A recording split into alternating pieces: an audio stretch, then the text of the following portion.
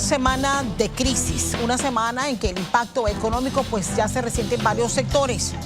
Pero hay una salida en este camino luego de estas largas jornadas de protesta. Pues ayer el presidente de la República, Laurentino Cortizo, anunció que convocaría a una consulta popular para decidir el futuro del recién aprobado contrato ley entre Minera Panamá y el Estado panameño. Pero ¿qué es una consulta popular según las leyes panameñas? ¿Qué implica? Y qué implica sobre todo realizarla el próximo 17 de diciembre, que es la fecha propuesta por el Ejecutivo. Guillermo Márquez Amado, ex magistrado del Tribunal Electoral, nos acompaña para entender la situación actual y la propuesta hecha ya oficialmente ayer por el presidente de la República. Don Guillermo, muchísimas gracias y bienvenido a nuestro informativo.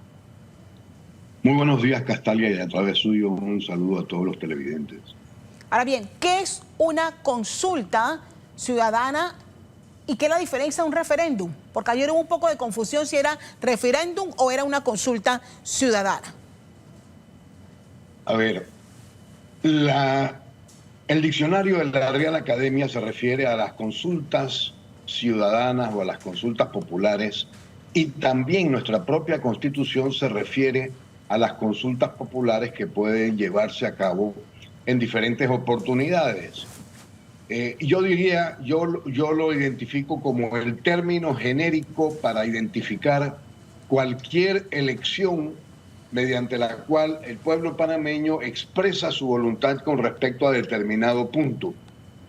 Es una cosa de decir sí o no, o escoger a determinados candidatos para el ejercicio de determinados cargos públicos. Todas esas son genéricamente consultas ciudadanas.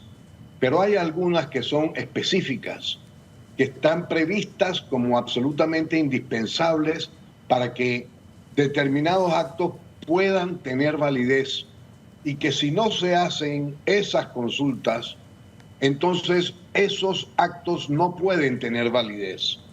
Es el caso, por ejemplo, de las convenciones internacionales que suscriba Panamá que guarden relación con el Canal de Panamá. Okay. Para que sean válidas, después de ser aprobadas incluso por la Asamblea Nacional, se necesita que se haga una consulta ciudadana que la Constitución denomina un referéndum. En otras partes se podría llamar un plebiscito, que viene de la antigua Roma, cuando la plebe daba su consentimiento a determinados actos o por cuenta propia tomaba determinadas decisiones. Y si no se hace esa consulta con el voto favorable de los ciudadanos, entonces no puede entrar en vigor la decisión que se ha querido que se haya consultado. Punto importante Esa aquí es para la aclarar. La gran diferencia está ahí.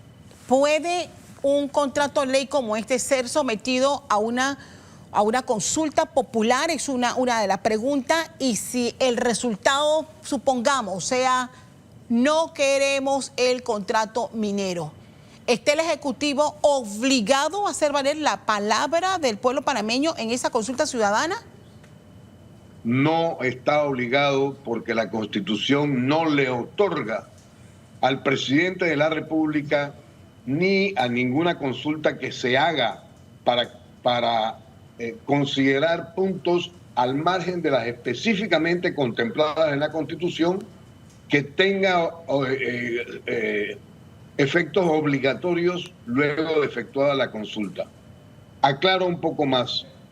Si hay un tratado firmado por Panamá con respecto a asuntos del canal, ese tratado necesariamente tiene que ir a una consulta ciudadana y no puede entrar en vigor si esa consulta ciudadana no aprueba ese tratado del canal. Hay otros casos que también requieren consulta ciudadana. Por ejemplo, puede serlo la revocatoria de mandato de un representante electo por libre postulación. La Constitución contempla que se puedan hacer consultas ciudadanas, en este caso, con efectos obligatorios para una vez que se ha hecho y dependiendo de la decisión que haya tomado la ciudadanía. Sí.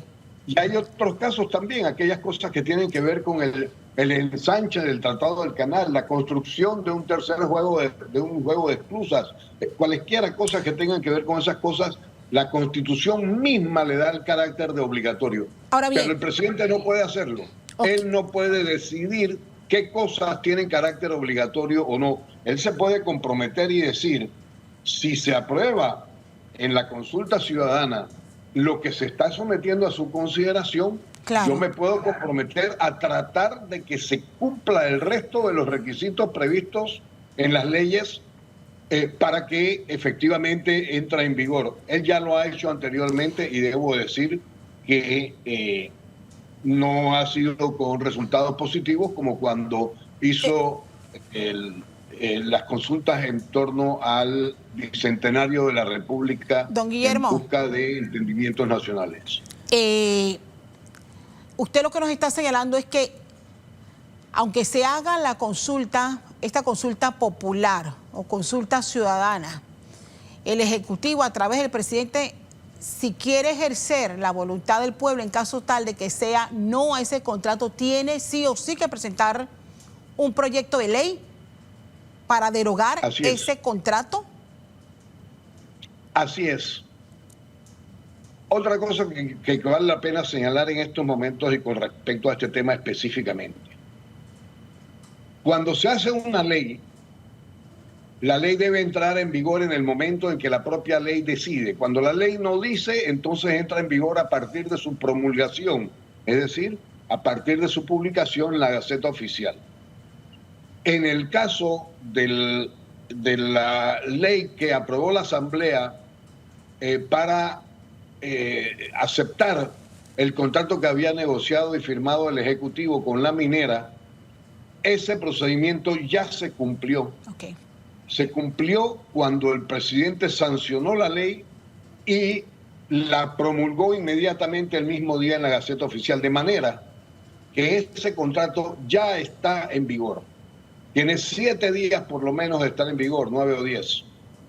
¿Eso qué quiere decir? Que ya ha tenido efectos. Uno de los efectos es que las partes están comprometidas a respetar su contenido. Y si por cualquier motivo, salvo un vicio que hubiera tenido en el nacimiento de esa ley, ahora una de las partes dijera, no, ya yo firmé en ese momento, pero yo no quiero continuar comprometido con que se tenga que cumplir lo que yo firmé y me voy a salir, inmediatamente esa parte se hace responsable ante la otra parte acerca de con respecto a las indemnizaciones que la otra parte pueda reclamarle, porque ya ese acuerdo, ese contrato estaba en vigor. O sea, estamos hablando de los efectos negativos que pueda tener para Panamá en caso tal se decida no o no a este contrato. En caso tal de que se derogue. ¿Panamá va a tener efectos negativos, magistrados, si se deroga ese contrato? ¿Tiene que asumir efectos negativos? Es que la parte con la cual se firmó el contrato pueda decir, señor, nosotros teníamos un acuerdo en firme, usted ya estaba comprometido a respetar ese acuerdo y ahora me dice que se va a salir. Es el mismo caso que usted compra cualquier cosa en una tienda, en un televisor, y después de pagarlo y después de cerrado el contrato, a los 3 días usted regresa y dice, aquí le traigo su televisor. Es la potestad de la otra parte decirle, no señor, yo no se lo voy a recibir, ya usted me lo compró y yo no sé qué pasó con él durante estos días. En fin, no tiene que respetar sin que pueda a su vez reclamar por haberse sustraído a los efectos del contrato de esa persona. Magistrado, estamos en un escenario complejo, no es cualquier consulta popular, en un escenario distinto, es un escenario de crisis. 17 de diciembre es la fecha que ha anunciado el presidente de la República. Se termina mañana el periodo de sesiones de la Asamblea Nacional. No sabemos si ellos van a convocar a sesiones extraordinarias para esperar este proceso. O sea, ¿qué debe pasar? Estamos a las puertas de unas elecciones generales. ¿Cuánto tiempo tiene el Tribunal Electoral para organizarse? O sea, hablemos de la complejidad de los tiempos. Cuando una crisis está diciendo necesitamos soluciones no ayer ni el 20 de diciembre, necesitamos una solución ya. Así es. Por eso a mí me luce, voy a usar una palabra dura, pero para los efectos de esta entrevista me parece la adecuada, sospechoso que en este momento el presidente nos diga esto. Sin embargo, lo que él propone vaya a tener lugar más de un mes y medio desde ahora, cuando además ya se han interpuesto acciones de inconstitucionalidad con respecto a la validez de ese acto legislativo mediante el cual se aprobó ese contrato. Acciones de inconstitucionalidad que, si se resuelven en favor de lo que se ha pedido, que es que se declare la inconstitucionalidad de ese contrato, entonces ya ese contrato debe entenderse como que queda inválido precisamente por ser inconstitucional. Okay. Y se reputa incluso que no debió haber surgido porque desde antes de su nacimiento había vicios que señalaban que no debía haberse aprobado por tener esos vicios. Cuando el presidente nos dice que va a someter a consulta y esas solicitudes están pendientes ante la Corte Suprema de Justicia, y los abogados sabemos que se pueden generar responsabilidades cuando una de las partes se sustrae al cumplimiento de una obligación ya contraída, sí, nos resulta más sospechoso aún, porque lo sano, lo razonable, lo prudente sería esperar a que la Corte Suprema de Justicia decida si es o no inconstitucional el acto de la Asamblea mediante el cual, el acto apresurado además, claro, de la Asamblea, claro, mediante el cual se aprobó ese contrato. Ahora bien, la otra pregunta si decide que es inconstitucional, ahí sí debe terminar el caso. Sí, o sea, si no, la Corte tiene que seguir, la Corte, independientemente de esta consulta, tiene que hacer su trabajo y analizar la inconstitucionalidad o no de este contrato de ley. Así es, la Corte tiene que conocer del caso que se le ha presentado. En todo caso, podría, después de que se hubiera aprobado, y discutiblemente además, después de que se hubiera aprobado en una consulta la revocación de esa ley, podría decir que hay sustracción de materia, discutiblemente. Okay. Subrayo ese término, porque lo sano sería concluir con resolver la solicitud que se le ha presentado en torno a la constitucionalidad o no del acto legislativo que aprobó el contrato. ¿Cómo puede impactar esto? Y es la última pregunta, don Guillermo, el plan general de elecciones. ¿Qué tiene que hacer el Tribunal Electoral a partir de este momento ante esta solicitud del presidente? El Tribunal Electoral tiene ya agotadas bastantes de los pasos que tienen que ver con llevar a cabo las elecciones. Eso precisamente facilitaría que se haga una consulta como esta, porque ya el padrón electoral está, ya se han hecho determinaciones para poder fijar los miembros de la Junta Nacional de Escrutinio, los miembros de las juntas de escrutinio de las diferentes circunscripciones políticas de la nación. Ya existe esa organización, ahí están los planos. Okay. Y en muchos casos hay más que eso, se tienen materiales, se tienen las propias personas que van a encargarse de determinadas responsabilidades. Eso facilitaría mucho en este momento que se pueda llevar a cabo esa consulta popular. Pero al mismo tiempo llama mucho a reflexionar y la atención, y por eso...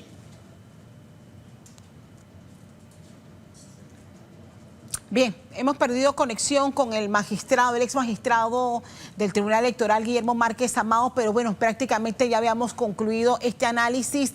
Don Guillermo, muchísimas gracias. Entonces, yo le agradezco este espacio. Creo que la situación nos obliga a tener que consultarlo a usted en los próximos días y tener claro, sobre todo los panameños que tengan claro cómo es el ejercicio que ha sido convocado por el presidente de la República. ¿Mensaje final?